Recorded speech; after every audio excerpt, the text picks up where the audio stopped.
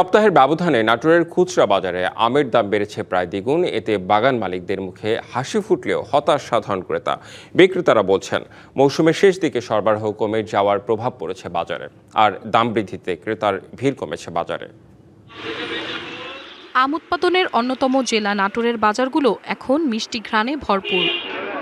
কয়েক সপ্তাহ আগেও হাড়িভাঙ্গা ও গৌরমতির দাপট ছিল, এখন সেই জায়গা দখল করেছে আম্রপালি, ফজলি, বাড়িফোর, কাটিমন সহ নাবি জাতের আম। তবে সপ্তাহের ব্যবধানে দাম বেড়েছে দ্বিগুণেরও বেশি। আহমেদপুর, তমালতলা এবং স্টেশন বাজারের পাইকারি আড়তগুলোতে যে আম গত সপ্তাহেও বিক্রি হচ্ছিল 20 থেকে 25 টাকা কেজি দরে, সেই আম এখন বিক্রি হচ্ছে 60 থেকে 70 টাকায়।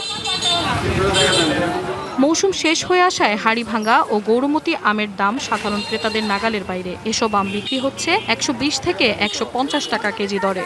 গতবারের তুলনায় এই বছর একটু আমের দাম একটু বেশি আছে।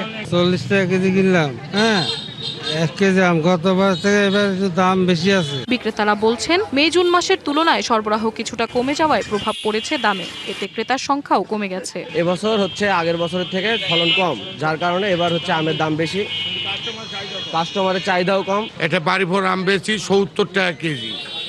এটা দাম এটার তুলনায় গত বছরের থেকে এবার দাম একটু কমই আছে।